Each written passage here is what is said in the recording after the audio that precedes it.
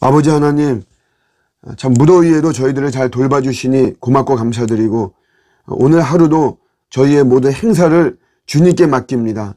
무더위에 너무 지치지 않도록 잘 돌봐주시고, 저희가 땅의 축복에 집착하지 않고 하늘의 상급을 주목하는 오늘 하루가 되게 하여 주시옵소서. 주님이 주신 은사를 바르게 사용할 수 있도록 도와주시고, 참 이 세상에 거짓이 너무 가득합니다. 또 이런 거짓이 특히 하나님의 자녀를 속이려 하고 너무 그럴싸해서 많은 하나님의 자녀들이 속기도 합니다. 그저 저희를 긍휼히 여겨주시고 잘 분별할 수 있도록 도와주시고, 항상 우리 주님의 의도대로 선하고 의롭고 정직한 이런 길을 걸어가는 오늘 하루가 되게 하여 주시옵소서. 감사드리고 예수님의 이름으로 기도드립니다. 아멘. 오늘 주시는 말씀은 이사야서 41장 25절 말씀입니다. 이사야서 41장 25절 말씀. 내가 한 사람을 일으켜 북방에서 오게 하며 내 이름을 부르는 자를 해돋는 곳에서 오게 하였나니 그가 이르러 고관들을 석회같이 토기장이가 진흙을 밟음같이 하리니. 아멘. 이스라엘이 바벨론에 70년 포로로 갔는데 그 포로에서 돌아오는 포로 기환이죠. 이럴 때 이제 우리 하나님께서 하나님의 사람을 사용하시죠. 대표적인 사람이 다니엘입니다. 다니엘은 10대 때 바벨론의 포로로 끌려갔고 그는 뜻을 정했어요. 그래서 그런 어떤 청결함의 이런 모습으로 살기로 이렇게 하고 그러면서 그런 믿음을 계속해서 유지했죠. 다니엘의 세 친구가 우상 숭배를 거부하고 그러면서 풀무불에 들어갔지만 하나님이 보호하시죠. 요게 이제 다니엘의 30대 때 일어났던 사건이고요. 다니엘은 이제 늘 기도했던 것을 우리가 이제 알 수가 있습니다. 우리 다니엘서 6장에 보면 다리오 왕이 그것도 이제 자기를 이제 숭배하게 하고 그것을 거부하고 막 이러죠. 여전히 다니엘은 하루에 5번씩 기도하고 그걸로 인해서 사자굴에 끌려가는데 여기도 뭐 마찬가지로 하나님이 보호하시고 이때 다니엘은 80대입니다. 나이가 80대. 그런데 다니엘 9장에 보면 다니엘이 이제 이 바벨론 포로에서 귀환을 하는구나 이런 거를 좀 감지하죠, 영적으로. 그래서 다니엘이 금식하며 기도합니다. 그때가 이제 마찬가지로 우리 80대 후반 거의 이제 90 가까웠다 이렇게 보죠. 그래서 그런 금식 기도의 결과로 고레스에 의해서 바벨론 포로에서 귀환합니다. 그러니까 하나님께서 이렇게 하나님의 사람을 사용하시기도 하죠.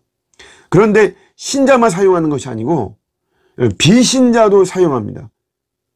하나님을 믿지 않는 자죠. 그게 누구냐면 우리 페르시아, 지금의 이란인데 이 페르시아의 왕인 고레스를 우리 하나님이 사용하십니다.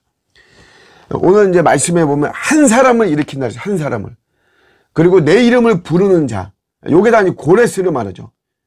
한 사람을 일으켜서 북방에서 오게 한다.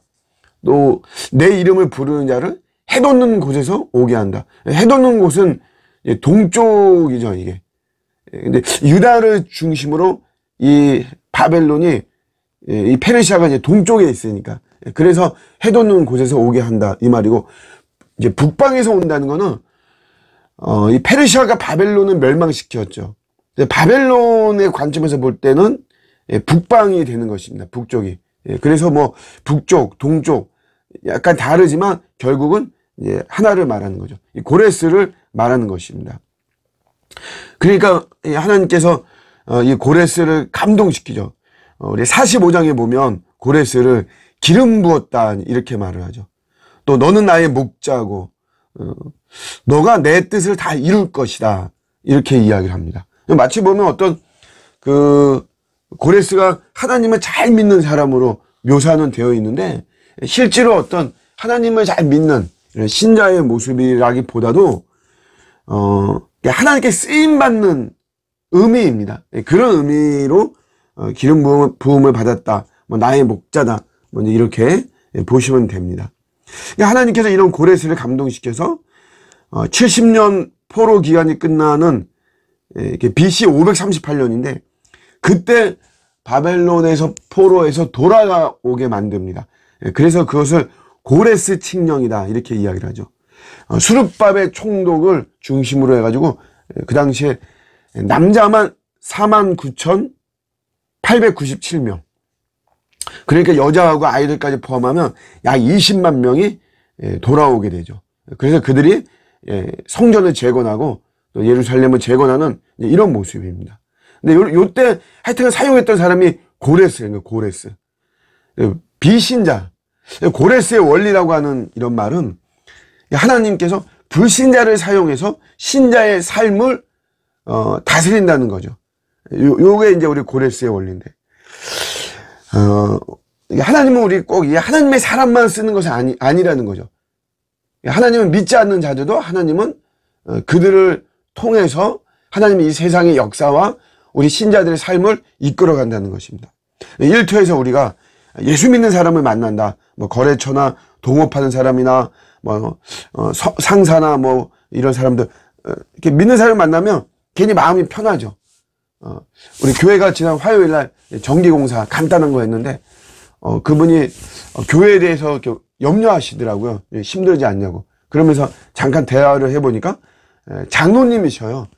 인천에 있는 어떤 교회 장로님이신데, 그러니까 좀 이렇게 마음이 좀 편하죠. 막.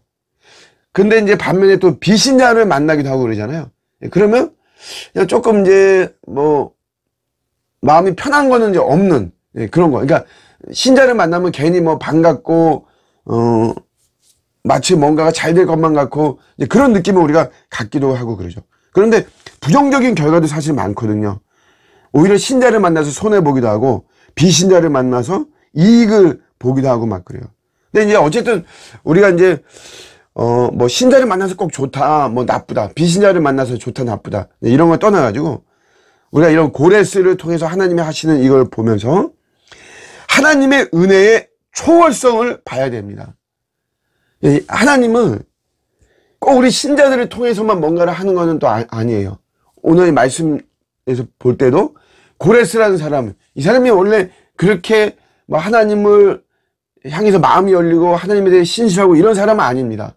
철저히 어쨌든 정치적인 것이 들어가 있고 여러 가지 자기의 통치의 수월함이 계산적으로 들어가 있거든요.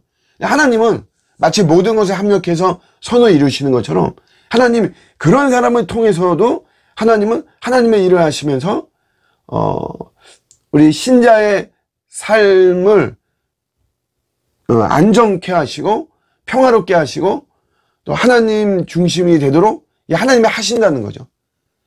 그러니까 하나님의 은혜는 우리가 사실 어떤 모습으로 임할 줄은 모르는 것이에요. 우리 럭비공이 뭐 이렇게 진짜 어디로 튈지 모르잖아요. 그런 것처럼 반대로 이 하나님의 은혜도 어디서 어떻게 올지 우리가 모르는 겁니다. 오늘 이런 고레스를 통해서 고레스의 원리, 불신자를 사용해서 신자의 삶을 다스린다. 우리 이런 거를 생각하면서, 그러니까 누구에게나 우리는 신실해야 되죠. 누구에게나. 우리가 누구에게나 어떤 선입관이나 이런 거 갖지 말고 누구에게나 신실하고 어떤 상황에서도 우리가 신실하게 나가고, 하나님의 은혜가 어떤 모습으로 올지 모르니까 70년이라고 하는 이 고질적인 아픔과 이 문제를 하나님은 고레스라고 하는 이 사람을 통해서 단번에 해결해 주셨죠. 저희도 인생의 어떤 고질적인 문제가 바로 우리의 이런 예상을 뛰어넘고 하나님의 어떤 초월적인 이런 은혜와 능력 속에 우리의 문제가 해결될 것입니다. 오늘도 소망을 가지고 우리 주님만을 바라보고 매사에 신실한 이런 모습으로 또 오늘 하루도 승리하고 우리의 고질적인 문제, 아주 오랫동안의 문제들이 또 선하게 풀려지는 역사가 일어나기를 우리 주님의 이름으로 축복합니다. 아멘.